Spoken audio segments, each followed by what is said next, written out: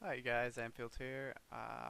This is going to be a new series that I'm going to pilot and see if it works and see if it's useful for you guys. If not, then never mind. But it's basically going to be similar to the Position Lab videos in the sense of its goal of helping people find places to go, except rather than giving you a specific position with a specific tank, this is going to be how to make those decisions about where to go on a map as the battle is counting down and ready to go. So this is my T62A on steps and counter. Now this one is unique and interesting in the sense that it doesn't matter what side you're on ever or what tank you're in ever, except maybe Artie, but you should not be ever be playing Artie, so right.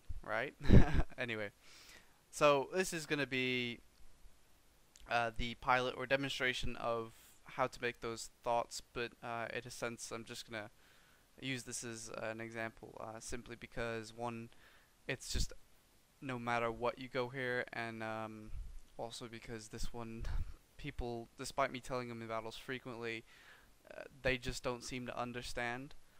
So I am hoping that this will help in that regard. Now, figuring out where to position yourself is something that I feel people get wrong. It's not just about steps encounter in this case, it's also just in general.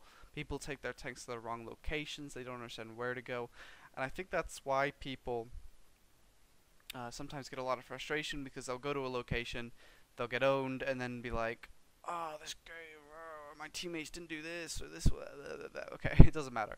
So, first off, I'll just go over this match in particular. Now, hopefully, subsequent battles or subsequent videos won't be quite as long as this one is going to be, and will be a minute maximum, because the decisions have to go down. As the countdown is going, or maybe a little bit after, as you figure out roughly where your teammates are going. So, steps encounter. Where should you go on steps encounter? Well, there's only one answer, and it's the cap. Should always go to the cap. Don't go to the 1-2 line. Don't go through the middle. Go to the cap. That's the only location. Now, you could maybe work this area if you're a scout, and you're trying to pick off the arty, maybe. But even then, always go towards the cap. Now, what you should all, everyone at the beginning of this battle, we should all go over here, brawl and overmatch whatever they send to the cap, kill it, put 3 on the cap, and then surround it. As they YOLO in their attempts to reset, they will be killed by the numerous other tanks we still have left. And we already have a numerical advantage because of the overmatch. That is all you need to do. Do not go to the 1-2 line. Do not go anywhere else but the cap. And even in the 1-2 line, you can't win it quickly because it's a huge, slow developing brawl where you trade shots with each other. This is much quicker action, and you have the ability to approach the enemies without running into their guns. You can approach from different angles and things like that. So it's a better area just in general, even on steps normal for the most part. So yeah, go to the cap. Don't go anywhere else. Go to the cap. Don't go to the 1-2 line because you cannot flex to get back to the cap in time if they overmatch. So that's that. Now, in this particular map, you would load in. You'd see, if you have encounter even turned on in the first place, you'd see that it steps encounter, and doesn't matter what tank you're in, etc., etc., just go to the cap. Now, if it's not immediate, you don't immediately notice that it steps encounter and it's something else, then you start to go through the thought process, and those are these simple steps. These are the variables you have to think about when deciding where to go. The first thing is, what map is it? Obviously, you need to figure out exactly what kind of terrain you're dealing with, and things like that. Now, obviously, you're going to know what tank you're in, so that's obviously something you need to incorporate into that. Where is my tank best suited to this map? Now, the next thing you want to look at is, what kind of teammates do I have? Do I have a force of tank destroyers, heavy tanks, medium tanks? Is it well balanced force? Those sort of things could influence where you're going to go, because it's going to depend on how much support you get. For example, if you get a lot of TDs, people love to camp in TDs, and it annoys me, but that's what they do. They camp a lot.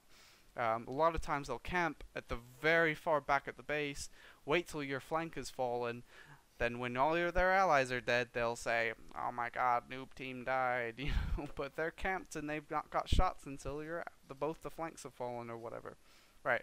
But anyway, the point is, if you have TDs, you may not always have support. You need to make sure that you're withdrawn if you're in a medium, because if they have more mediums and they can get you faster without your TDs having any shots, you're gonna have a bad time. But it's obviously not gonna end well. So that's something you need to consider. Also, what does the enemy team have? Do they have a lot of mediums? They have a lot of heavies. They have a lot of TDs, etc., etc.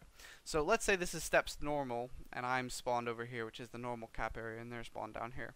In a medium in a 62A, my ideal location is always going to be over here. There's rarely going to be a situation where I'm going to ever go over here, unless it's like the end of the battle and I'm hunting other teammates, or enemies rather, or assisting allies or something like that. But what I would look at is say, okay, what does my team have? We have a 430, a couple decently quick heavies, decently quick TDs, and 2 arty. Obviously 39 as well. The IS-7 is pretty quick too. Now if I'm spawning over here, I'm looking at that as a good location already. They have a JP100, but not really going to need to worry about a JP100 in this area. 2 bad arties. Bad arties are a thorn in my side, especially the auto-loading one. But what they don't have is good arc. So this is actually a really good area for that. And the other thing you have to look at is they have a bat shot and a pattern. Now patterns are weak. As regards the fact that they have no armor to sustain themselves in a brawl. I have a 62A turret, so I'm already looking good there. Bat shot, as long as I don't go and overextend myself, a bat shot's not really going to give me too much trouble because he'd have to YOLO to kill me, and even then he might struggle. Looking at their other tanks, I mean IS-4 unlikely to go over there, but even if he does, he's slow. 5120 is way too exposed, so even though it's got an autoloader, not that good at fighting in those kind of situations. No depression at all. E75 less likely to go over there. M103 could give me a rough time. STIs are slow. Wheezy could be kind of rough, but weak side armor, not so much problem. Leopard PTA is a piss take. Yag Tiger is easy to defeat if it goes over there. Waffentrager could be difficult if it's camoed, but as long as I'm keeping an eye on my shots, the shot lanes from over here, I should be okay. So I've already looked at this and assessed that I can easily win this area. So that's just something as an example what you would look at to say, well, where am I going to go on this? Now most of the time I am going to go over here. In fact, probably about 95% of the time I'd go over here in a medium. Now, depending on what the team has, an enemy team has, will depend on how aggressive I am. Now let's say, and this does happen because we're talking about pubs. Let's say my entire team lemmings over this area, maybe 1 or 2 in the base, and they leave this flank exposed. Now you never want to go to a flank on your own, because as much as you think the lemming rush is, a detriment to your team, don't go, oh well, these guys are stupid puppies, I'm gonna have to guard this flank alone. No, because you're actually less useful to your team on your own, because if they swarm you and kill you, you're gonna maybe get 1 or 2 shots off before their superior force wins, depending on how aggressive the puppies are. But in no sense are you gonna hold that flank alone against 5 tanks unless you're way higher tier than them, and obviously in most cases you're not going to be.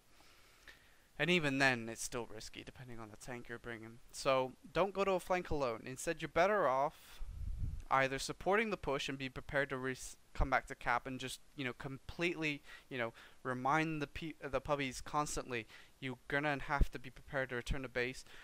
So that's your option. You could either help them with this push, because at least with a lemming rush you have an overmatch, just encourage them to actually use it. Or your other option is to hang around the base but with easy fallback. You always kind of want to put yourself in an area where you can retreat from it relatively easily if you can.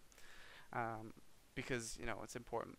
So those are the things you need to go over in your head, and this should only take you about 15 seconds maximum to decide. Just take a good look at both sides, what map you're on, what side you're on, what tank you're in, and then make a decision.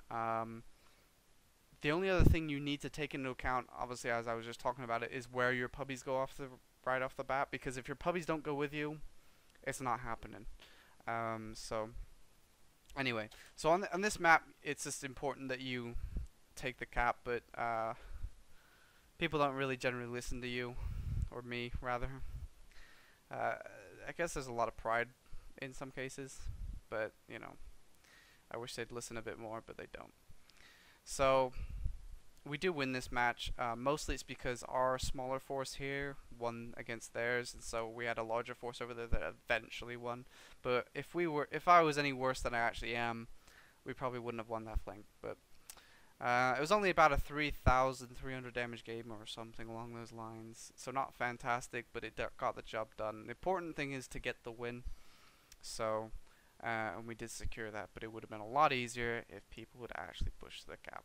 So anyway, so yeah, I know this was lengthy, but the upcoming videos, assuming you guys are interested in this idea, should be a lot shorter. So in the meantime, just think over those things. And in this case, in this video in particular, it's a little bit of a rare exception where, you know, there is only one place to ever go. But anyway, so I hope you guys enjoyed it. I hope you guys are excited for the new videos. Just try to keep in mind those variables in deciding where to go. And I'm just going to basically give you example videos. There are some cases where 2 locations are viable. And, you know, I could even be wrong. But, you know, obviously I'm rarely going to be wrong versus, you know, an average player. So yeah, so I hope you guys enjoy, and I hope you guys look forward to the videos. Let me know in the comment section below whether this is something you feel will be helpful to you, or if there's something else I can implement. I'm going to be using my own videos as examples of battles that, you know, I've decided, you know, where have I decided to go off the beginning of the bat, but I may be open in the future to be taking in people's videos, because I get asked a lot, you know, I'm in this tank, you know, in this map with these people, you know, I'm in an impossible situation, what should I do, what should I do? I get asked that a lot, and sometimes there's no great answer, but there is a lesser of a few poor choices. Tried to use the example of a lesser of few evils there, but I don't think that really worked. But you know what I mean. So anyway, so yeah, let me know guys what you feel about these kind of videos, and I will hopefully see you guys in subsequent videos. Thanks.